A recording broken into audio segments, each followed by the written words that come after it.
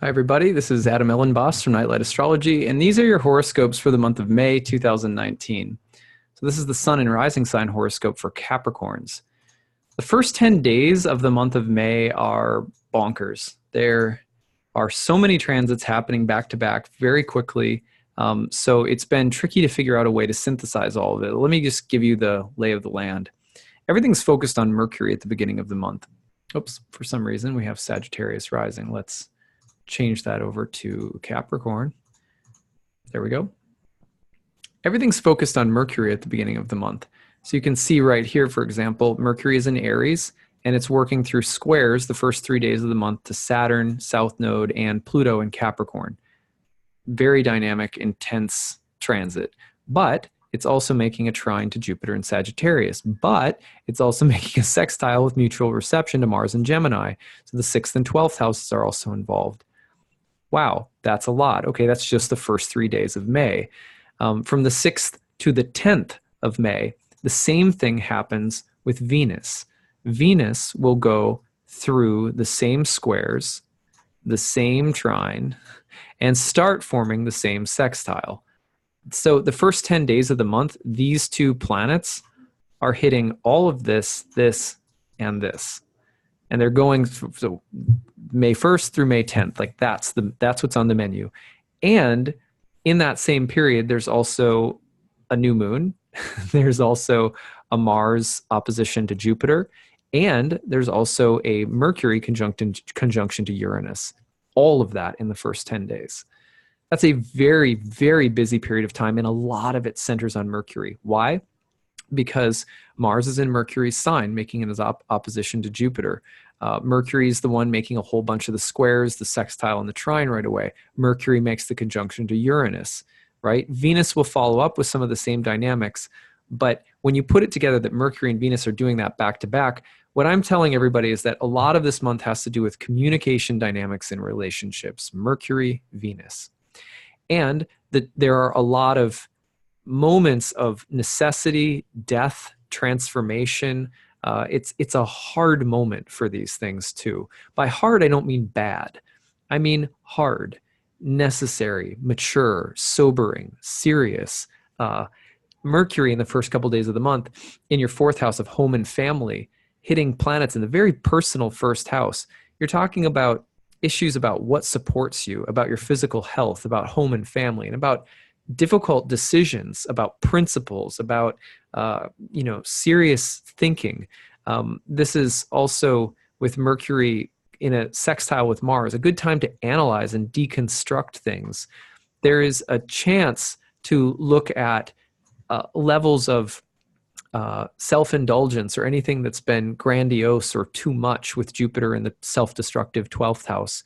But there's also a chance to really benefit from things right now and find some kind of silver lining in a time where you may be feeling a little drained, or you may be feeling like, there's you're going through doubts, or you need some faith or some good news in the midst of a little bit of a trying time, or at least a very serious and focused time. Jupiter gives things a little lift and a little lightness, or it has you learning lessons about where you tend to go to extremes, or do too much, or think too much, or get too high on yourself, or go to excess somehow. There's, again, right now, at the very beginning of the month, I think consequential decisions, mature, serious thinking, making those hard choices that you have to make. This is the best advice for the beginning of the month. I think through the 6th and the 10th, Venus comes through, and this will be carrying over into relationships, more serious events happening in relationships, especially the most foundational relationships in your life, or issues related to home and family generally, just being more serious, of greater consequence. Now, on May 4th, you're going to see that there is a new moon happening in your 5th house. This is nice. This is the house of good fortune, the joy of Venus, a creative place, a place of love, children, pregnancy. So something new is being planted in that house. I'm sure that there will be some Capricorns who are in a relationship where someone's getting pregnant, or you're getting pregnant.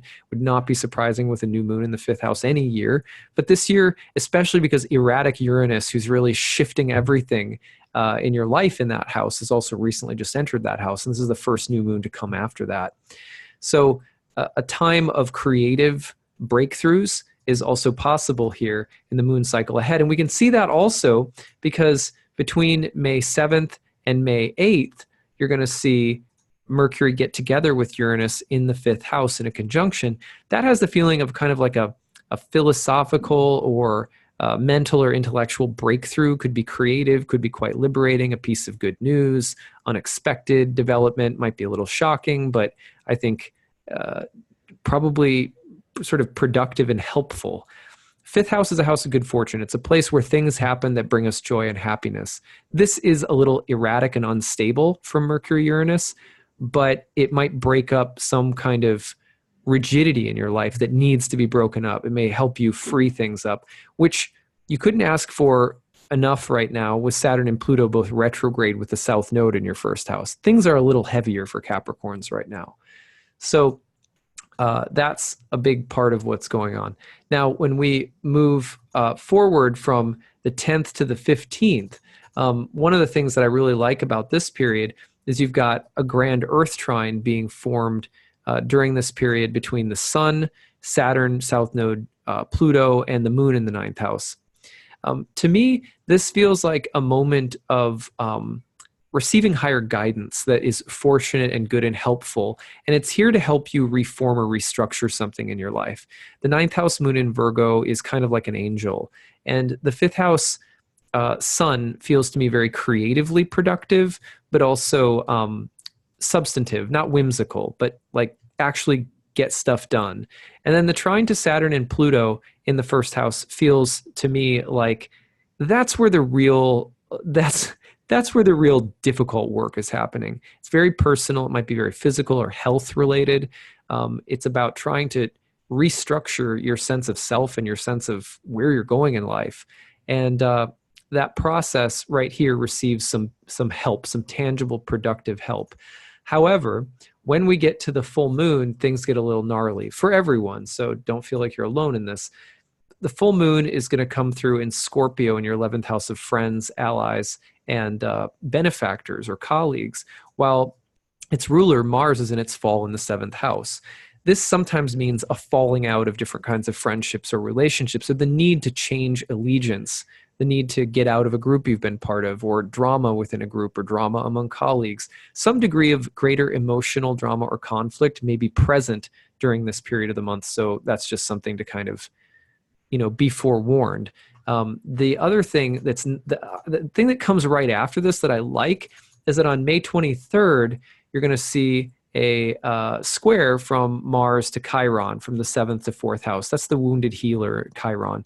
So this kind of transit is confrontational. There might be more emotional turbulence in relationships from about halfway through the month onward, but there is genuinely a feeling of the potential for deeper healing. So I like this in terms of just, the full moon and onward. Yeah, there might be a little bit more emotional drama or confrontation or difficulties in relationships or difficult things happening for a partner. But I think the potential for healing, wisdom, and insight is definitely there. Then you go to the end of the month, and at the very end of the month, you're seeing a transit between Mercury in Gemini, Jupiter in Sagittarius, and a T-square to Neptune in Pisces. Now, frankly, the Jupiter-Mercury opposition across these houses is not easy. It has the feeling of more contentious or adversarial dynamics, especially coming from philosophical differences. But with Neptune in the 3rd house, I feel that some healing unity is possible if you can tap into empathy and compassion, forgiveness, tolerance, patience.